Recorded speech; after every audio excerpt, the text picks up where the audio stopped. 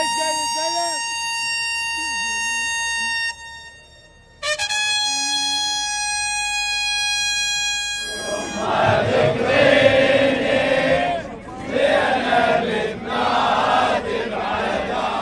المنادي ومصيبته اصرخ ونادي محمد و آل محمد. مومنین کرام، 15 رجب کا دن کربلائے معلی اور یہاں پر شمع والا جلوس نکالا جا رہا ہے.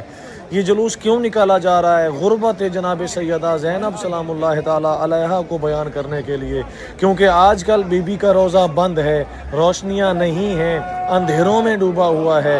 اسی لیے اور اس کے ساتھ ساتھ بی بی کی شہادت کی مناسبت کے حوالے سے یہاں پر شمع نکالی جا رہی ہے، اور اس کے ساتھ ساتھ نوحہ خوانی، مرثیہ خوانی، ماتم داری، گریہ وزاری کی جا رہی ہے.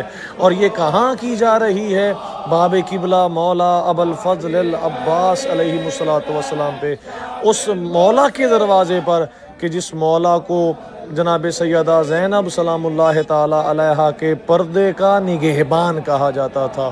مولا ابوالفضل العباس علیہ السلام کے روضہ اطہر کے بالکل سامنے بہت بڑی تعداد میں اس وقت مومنین آئے ہیں، زائرین آئے ہیں، جو کہ شمع کو جلا کر یہ پیغام دے رہے ہیں: اے ہماری مظلومہ بی بی، ہم آپ کے دکھ میں، ہم آپ کے غم میں، ہم آپ کی شہادت میں پرسہ دینے کے لیے، شریک ہونے کے لیے، تعزیت پیش کرنے کے لیے یہاں پر اکٹھے ہوئے ہیں.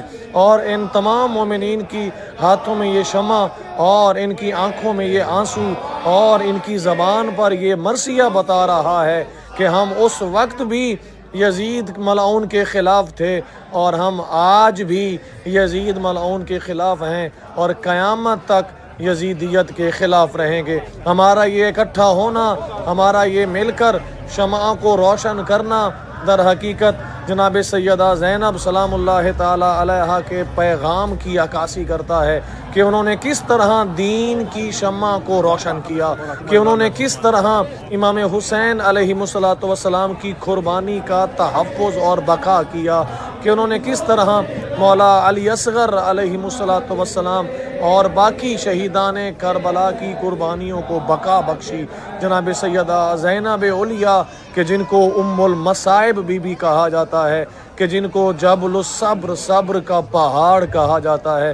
مومنین کرام، باب قبلہ مولا ابوالفضل العباس علیہ السلام پر پرچم کشائی بھی ہونے والی ہے. شہادت جناب سیدہ زینب سلام اللہ تعالی علیہا کے حوالے سے ہمارے ساتھ رہیں گے. پرچم کشائی بھی آپ کو دکھانی ہے، اور اس غم میں ہم تمام مومنین نے شریک ہونا ہے، کیونکہ یہ ہمارا اپنا غم ہے. ابھی باب قبلہ پر آپ دیکھ سکتے ہیں موقب ہے احالی کربلا اور کربلا مقدسہ. یہاں پر جتنے بھی سادات خادمین ہیں ان کو یہاں پر بلایا گیا ہے. وہ یہاں پر آپ سامنے دیکھ سکتے ہیں کالے رنگ کے لباس زیب تن کیے ہوئے ہیں، اور یہاں پر آپ دیکھ سکتے ہیں باب قبلہ مولا ابوالفضل العباس علیہ السلام پر یہ تقریب ہونے جا رہی ہے، غم کی، دکھ کی. اور یہاں پر پرچم کشائی وہ آپ دیکھ سکتے ہیں نیلے کور میں یہ پرچم ہے.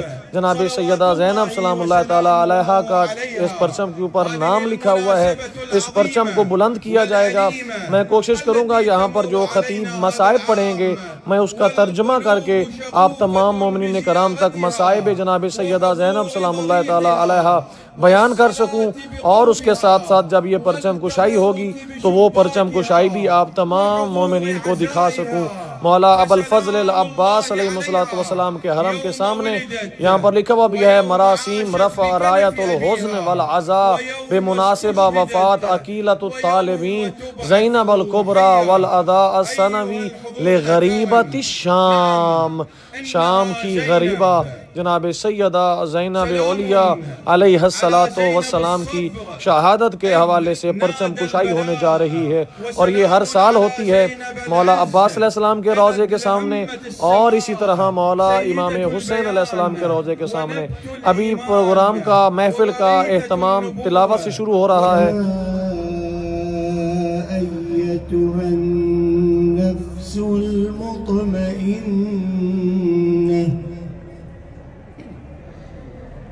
إلى ربك راضية مرضية فادخلي في عبادي وادخلي جنتي. صدق الله العلي العظيم. صلوا على محمد وآل محمد. تتمنت زينب بهذه الليلة، قالت أنا ما أدري شو تمنت بس يمكن لسان حالها، قالت أنا منين أبو فاضل أجيبه.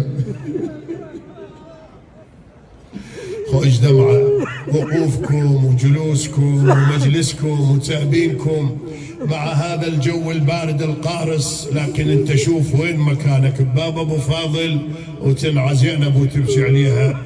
الإمام الرضا يقول وصلى الله على الباكين على الحسين. وردت زينب اليوم لأرض الشام مع زوجها عبد الله بن جعفر في قضية مفصلة، وصلت حيث قبرها الآن رأت شجرة صلب عليها رأس الحسين 3 أيام، فقالت يا ابن جعفر أريد أن أنزل وأجدد عهد العزاء بأخي الحسين. نزلت وهي تنادي وأخا وحسينا إلى أن خمد صوتها حركوها وإذا بها ميتة. أين المنادي وزينب؟ أين المنادي ومصيبته؟ أصرخ ونادي وحسينا. سيدي يا ابا عبد الله عظم الله لك الاجر. سيدي يا قمر العشيره، زينب حضرت عندكم ساعه وفاتكم، ساعه استشهادكم. يتفضل كل من خدمة قمر العشيره بالفضل العباس عليه السلام، جناب السيد محمد جلوخان، جناب السيد حسين الشهرستاني، جناب السيد هاشم الشامي، مكللين مصحوبين بالصلاة على محمد وآل محمد. اللهم صل على محمد وآل محمد.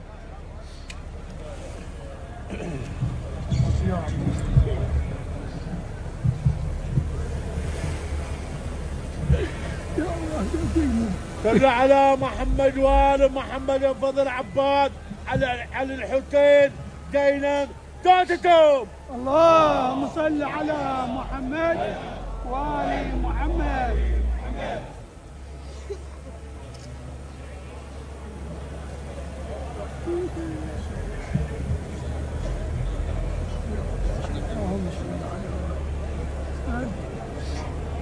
لبيك يا زينب، لبيك يا زينب.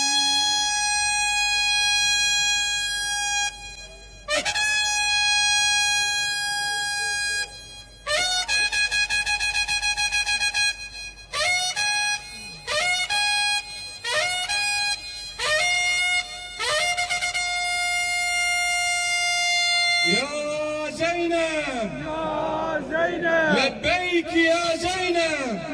لبيك يا زينب، لبيك يا زينب، لبيك يا زينب، لبيك يا زينب.